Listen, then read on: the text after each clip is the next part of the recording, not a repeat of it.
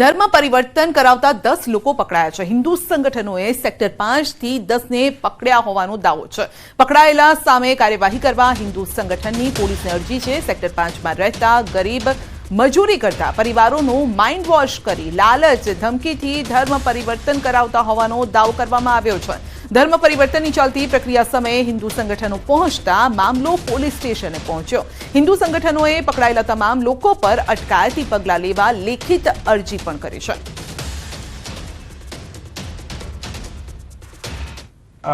एक फरियाद ऐसा आया, मतलब एक अर्जी आया है कि धर्म परिवर्तन पूरा करके सेक्टर 7 पुलिस स्टेशन में, बट इसमें अभी तक जो पुलिस ने तपास किया वो एक मास प्रेयर कर रहे थे क्रिश्चियन कम्युनिटी का लोग। ऐसा कोई धर्म परिवर्तन हो रहा है ऐसा कोई अभी तक एविडेंस मिला नहीं है, तो ये तपास चालू है।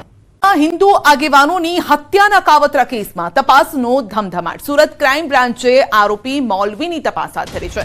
રિમાન્ડના પહેલા દિવસે જ મૌલવીના ઘરે તપાસ હાથ ધરાઈ। આરોપી મૌલાનાના મોબાઈલ સહિત દસ્તાવેજ અને મોબાઈલ ચેટની તપાસ શરૂ કરાઈ છે। તાજેતરમાં જ મૌલવીએ સુરતના હિન્દુવાદી નેતા ઉપદેશ રાણા, હૈદરાબાદના ધારાસભ્ય રાજા સિંહ અને ભાજપના પૂર્વ મહિલા નેતા નુપુર શર્માની હત્યાનું કાવતરું રચ્યું હોવાનો દાવો કર્યો છે। મહત્વનું છે કે ઉપદેશ રાણાને અવારનવાર ઇન્ટરનેશનલ કોલ મારફતે જાનથી મારી નાખવાની ધમકી મળતા તેણે ફરિયાદ નોંધાવી હતી અને જે બાદ તપાસ ક્રાઇમ બ્રાન્ચને સોંપાઈ હતી। ક્રાઇમ બ્રાન્ચની તપાસમાં હત્યાના ષડયંત્રનો પર્દાફાશ થયો છે।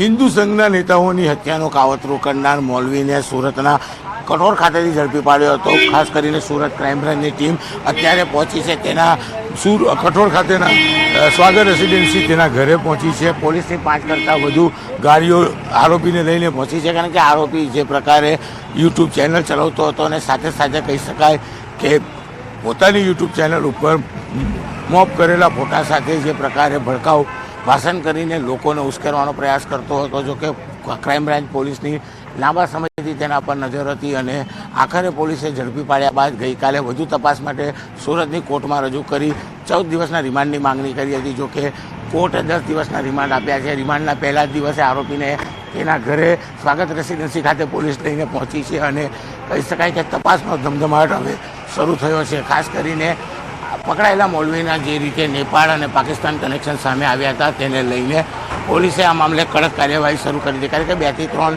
હિન્દુ સંગઠન નેતાઓની હત્યા માટે 1 કરોડ રૂપિયાની ઓફર કરવામાં આવી હતી। સાથે સાથે કહી શકાય કે અન્ય દેશોના જે સિમ કાર્ડ છે તે વાપરતો હતો અને જે પ્રકારે તેની પાસેથી સાહિત્ય મળી આવ્યું હતું તેને લઈને હવે પોલીસે તપાસનો ધમધમાટ શરૂ કર્યો છે।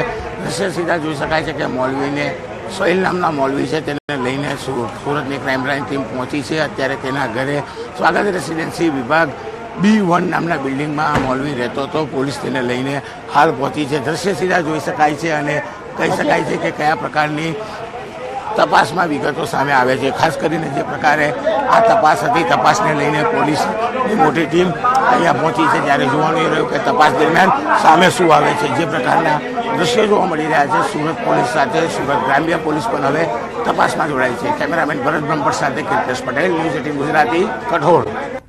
મતદાનના આગલા દિવસે સ્કૂલોને બોમ્બથી ઉડાવી દેવાની ધમકી આપવામાં આવી છે। અમદાવાદની 8 સ્કૂલોને બોમ્બથી ઉડાવી દેવાની ધમકી મળી છે અને અત્યાર સુધીની તપાસમાં કોઈ વાંધાજનક વસ્તુ નથી મળી આવી।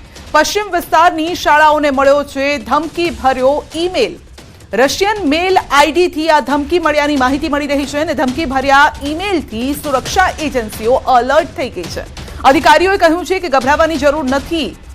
કઈ કઈ સ્કૂલોને ધમકી મળી છે તે પણ જાણી લઈએ। ઘાટલોડિયાની આનંદ નિકેતન ચાંદખેડાની કેન્દ્રીય વિદ્યાલય, શાહીબાગની કેન્ટોનમેન્ટ કેન્દ્રીય વિદ્યાલય, ચાંદખેડાની ONGC કેન્દ્રીય વિદ્યાલય, ઘાટલોડિયાની અમૃતા સ્કૂલ, વ્યાસવાડીની ન્યૂ નોબલ સ્કૂલ, થલતેજની એશિયા ઇંગ્લિશ સ્કૂલ, નરોડાની DPS સ્કૂલને આ ધમકી મળી છે। તો મતદાનના આગલા દિવસે જ સ્કૂલોને બોમ્બથી ઉડાવી દેવાની ધમકી। આ પહેલા દિલ્હીમાં પણ આ જ પ્રકારની ઘટના ઘટી હતી કે એક ધમકી ભર્યો મેલ આપવામાં આવ્યો હતો, મેલ કરવામાં આવ્યો હતો, શાળાઓને ઉડાવી દેવાની ધમકી આપવામાં આવી હતી। જો કે આ અંગે તપાસ હાથ ધરવામાં આવી છે અને જેમાં અત્યાર સુધી કશું જ વાંધાજનક નથી મળી આવ્યું. ડોગ સ્ક્વોડની ટીમ તપાસ એજન્સીઓ કામે લાગી છે, કારણ કે આવતીકાલે ગુજરાતમાં મતદાન છે, લોકસભા ચૂંટણીનું આ મતદાન છે, અને પહેલા જ આ પ્રકારની ધમકી મળતા શાળા સંચાલકોમાં પણ થોડી ચિંતા વ્યાપી છે, કારણ કે સવાલ અહીં બાળકોનો છે. તો આજે પણ જ્યારે આ ઈમેલ અલગ અલગ સ્કૂલોને સેન્ડ કરવામાં આવ્યો, સ્કૂલો તરફથી પોલીસને જાણ કરવામાં આવી, અને જે સમયે આ મેલ મળ્યો હતો ત્યારે બાળકો પણ શાળામાં હતા, જોકે ત્યારબાદ રજા આપી દેવામાં પણ આવી છે બાળકોને.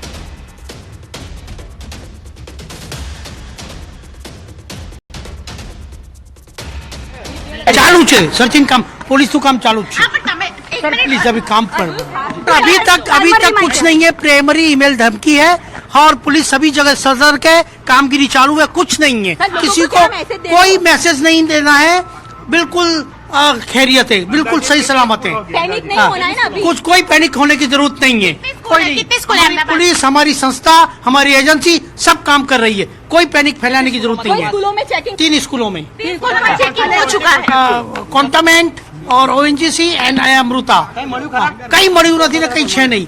થોડા દિવસો પહેલા દિલ્હીમાં પણ કેટલીક સ્કૂલોને બોમ્બથી ઉડાડી દેવાની ધમકી મળી હતી ને આવી જ ધમકી હવે ગુજરાતની સ્કૂલોમાં પણ મળી છે. આ એશિયા ઇંગ્લિશ સ્કૂલ જે થલતેજમાં આવેલી છે તેને પણ આ પ્રકારની બોમ્બથી ઉડાડી દેવાની ધમકી મળી હતી, જેને લઈ અને બીડીડીએસની ટીમ જે છે તે અત્યારે હાલ આ સ્કૂલમાં પહોંચી છે. સ્કૂલની અંતર્ગતની વિવિધ વિસ્તારોની અંદર જઈ અને તપાસ પ્રક્રિયા હાથ ધરવામાં આવી છે.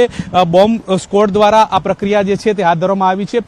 મહત્વનું એ છે કે 7 જેટલી જે શાળાઓ જે છે તેમને બોમ્બથી ઉડાવી દેવાની ધમકી એ ભર્યા ઈમેલ જે છે તે મળ્યા છે, ને ઈમેલ મળતાની સાથે સ્કૂલ સંચાલકો દ્વારા જે પોલીસને તપાસ માટે થઈ અને વિગતો મોકલી આપી છે, ને જેને લઈ અને પોલીસની ટીમ જે છે તે ઘટના સ્થળે પહોંચી અને તમામ સ્કૂલોની અંદર તપાસ પ્રક્રિયા હાથ ધરવામાં આવી છે. મહત્વનું એ છે કે 7 જેટલી શાળાઓનો સમાવેશ થઈ રહ્યો છે કે જેને આ પ્રકારના ધમકી ભર્યા ઈમેલ મળ્યા હોય, તેમાંથી જે શાહીબાગની કેન્ટોનમેન્ટ શાળાનો પણ સમાવેશ છે, ચાંદખેડાની ઓએનજીસી કેન્દ્રીય વિદ્યાલયનો પણ સમાવેશ છે, ઘાટલોડિયાની અમૃતા શાળાનો પણ સમાવેશ છે, અને ઘાટલોડિયાની આનંદ નિકેતન શાળાનો સમાવેશ છે. એ જ રીતે આ થલતેજમાં આવેલી એશિયન ઇંગ્લિશ શાળાનો પણ સમાવેશ છે. જોકે પોલીસ અને બોમ્બ સ્ક્વોડની ટીમ આ ઘટના સ્થળે પહોંચી હતી, તપાસ પ્રક્રિયા હાથ ધરી હતી, અને મહત્વનું એ છે કે આવતીકાલે ગુજરાતની અંદર 25 બેઠકોની અંદર મતદાન થવાનું છે. આ સ્કૂલોની અંદર તમામ સ્કૂલો જે એવી છે કે જેમાં મતદાન મથક છે, અને તે પહેલા આ પ્રકારનો ધમકી ભર્યો મેસેજ મળવાના કારણે જે પોલીસ તંત્ર જે છે તે સાબદું બન્યું છે, દોડતું થયું છે, અને